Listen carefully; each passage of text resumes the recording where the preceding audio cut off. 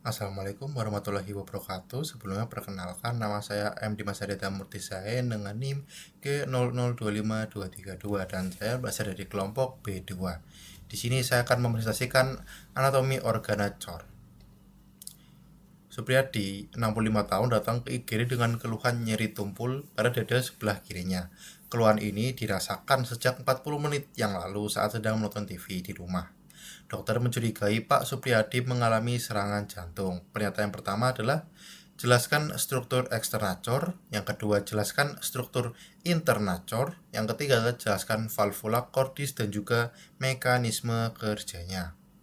Yang pertama adalah struktur eksterna atau core eksterna. Setiap core ini dapat diidentifikasikan dengan adanya apex, basis, dan 3 fasies, yaitu fasies sternocostalis, fasies diaphragmatis, dan juga fasies pulmonaris. Nih. Fasies anterior, fasies diafragma, fasies pulmonaris, dan juga fasies pulmonaris. Nah, fasies sternocostalis atau fasies anterior itu apa? Terutama dibentuk oleh fasies sternocostalis itu terutama dibentuk oleh ventriculus dexter dan atrium dextrum, yang diantaranya itu terdapat sulcus anterioventricularis dan pada pinggir kirinya itu juga disusun oleh sedikit auricularia sinistra. Kalau fasies diaphragmatica itu dibentuk oleh ventriculus dexter ex sinistra yang dipisahkan oleh sulcus interventricularis posterior dan juga bersandar pada centrum tendineum diaphragmatica. Permukaan inferior atrium dextrum bermuara pada vena cava inferior juga ikut membentuk fasies ini. Kalau fasies pulmonar itu dibentuk oleh ventriculus sinistra yang membentuk impressio cardiaca pada fasies medialis pulmo sinistra dan atrium dexter untuk pulmo dexter. Nah, biasanya itu basisnya itu mengarah ke bahu kanan ya, sedangkan kalau apexnya itu mengarah ke panggul kiri. Lanjut. Nah, kalau di kiri ini adalah POV dari ventral, kalau yang kanan adalah POV dari dorsal. Di jantung itu ada empat ruangan ya, ada atrium dexter, atrium sinistrum, ventriculus dextrum, dan juga ventriculus sinistrum. Auricula jantung. Nah, auricula jantung itu beda dari atrium ya. Dia ini merupakan struktur pelengkap atrium yang menonjol, yang merupakan sistra atrium kanan jantung. Auricula ini juga dapat meredakan tekanan tinggi di atrium yang dengan meningkatkan kapasitas atrium pada saat stres. Permukaan dalamnya itu biasanya seperti kayak anterior atrium yang mengandung musculus pectinati yang menyebabkan penampilannya itu menjadi kasar. Jadi kayak kasar itu.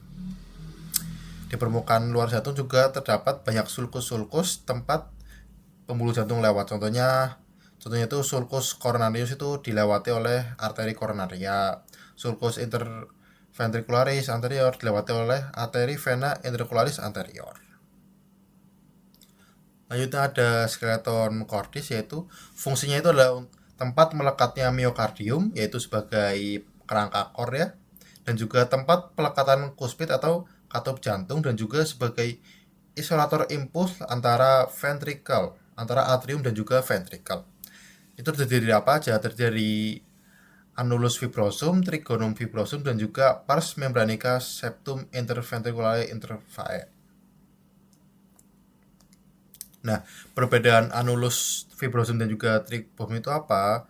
Di annulus fibrosum itu ada 4 sisi fibrosa yang mengelilingi 2 ostium antriculae, yaitu oviscerium aortaris dan juga orificium truncus pulmonaris. Yang pertama adalah annulus antriventricularis dexter, yaitu berada di sekitar valva tricuspidalis, dan yang kedua itu adalah annulus antriventricularis sinister yang berada di sekitar valva mitralis, dan yang ketiga itu adalah annulus valva aortae, yaitu cincin aorta yang berada di sekitar valva aorta, dan juga annulus valva truci pulmonalis, yaitu cincin pulmon yang berada di sekitar vena pulmonalis. Itu juga trigonum fibrosum, yaitu daerah penebalan jaringan yang menghubungkan antara annulus, yaitu ada trigonum fibrosum dextrum dan juga sinistrum. Di dextrum itu ada di antara annulus fibrosum valva aorta dan juga annulus antericulae dextra. Kalau di sinistrum itu ada di antara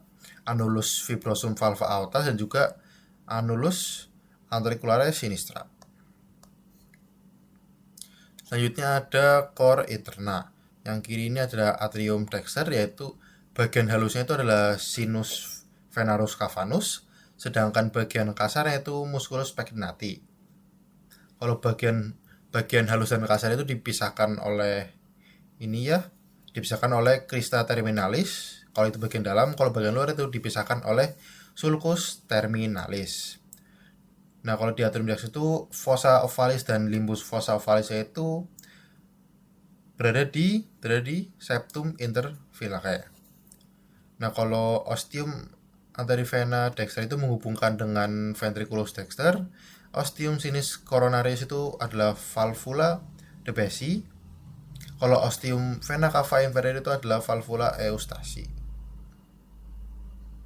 Ya, atrium dexter.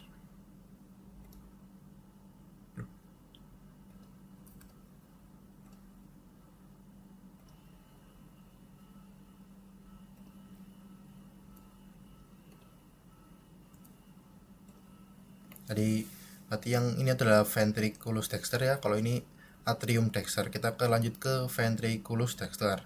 Ventriculus dexter ini terdiri atas satu ruangan kasar yang tersusun dari trabecula carnae. Nah, di trabecula carnae itu ada 3 jenis, yaitu ada musculus papillaris, yaitu chordae tendinais, dan juga ada trabecula septomaginalis, yaitu terdapat bundle of His, dan juga ada rigi biasa yang menonjol pada di bagian dalam, dan juga ada ostium trunci pulmonalis, yaitu menghubungkan truncus pulmonaris. Lanjut ke atrium sinister. Atrium sinister itu terdiri atas sinus venarum cavarum dan juga auricula sinistra. Di ostium ave sinistrumnya itu adalah menghubungkan dengan ventriculus sinistrum, dan juga ada fossa ovalis dan juga valvular fominis ovale. Itu dimuarai oleh 2 buah vena pulmonalis dexter, 1 buah vena pulmonalis sinister superior, dan juga ada 1 buah vena pulmonalis sinister inferior.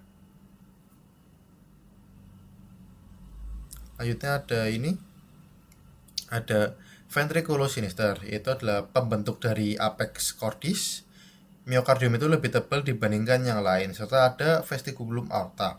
Ostium aortanya itu adalah fungsinya itu adalah menghubungkan dengan aorta. Musculus papillaris itu adalah chordae tendinae. Nah, kenapa sih ventricle kiri itu lebih tebal dibandingkan kanan? Karena fungsinya itu adalah memompa untuk melawan tekanan tinggi, yaitu ke seluruh tubuh. Ini katup adalah valvula cordis. Valvula cordis ini dibagi menjadi 4, ada valva tricuspidalis, valva mitralis, valva pulmonalis, dan juga valva aorticus. Di valva tricuspidalis itu ada adanya itu di antara atrium dan juga ventriculus dexter, terdiri dari 3 valvula atau kopis anterior, posterior, dan juga septal. Sedangkan kalau valva mitralis ini terdiri dari 2 kopis, yaitu anterior dan juga posterior, tetapi tiap kopis itu akan dihubungkan dengan musculus papillaris yang berada pada chorda tendinae. Kalau mekanisme katup anterior ventricularisnya itu adalah ventricle relaksasi atau tekanan dalam ventricle itu rendah, kopis itu tergantung lemas. Nanti akhirnya itu kedua valva antricularis itu akan terbuka. Selanjutnya darah itu akan masuk ke dalam ventricle. Misalkan darah di ventricle itu penuh, ataupun terdorong oleh aliran darah dan tertutup. Chorda tendinae dan musculus papillaris itu akan meregang. Nah, itu adalah valva pulmonalis dan juga valva aorticus. Ini merupakan katup seminular, yaitu untuk mengatur aliran darah dari ventrikel ke arteri besar.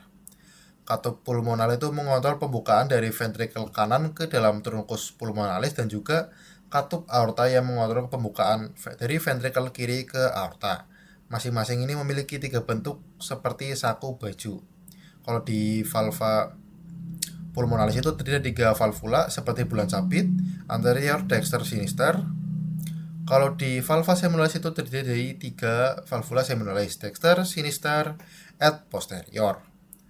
Kalau mekanismenya, kalau pulmonalis itu mekanismenya selama sistol, tekanan aliran darah akan mendorong katup ke atas sehingga darahnya itu akan mengalir ke arteri pulmonalis. Kadang-kadang darah akan mengisi sinus pulmonal, dan ketika katup telah terisi penuh ke titik puncaknya akan turun ke bawah sehingga menutup katup pulmonal.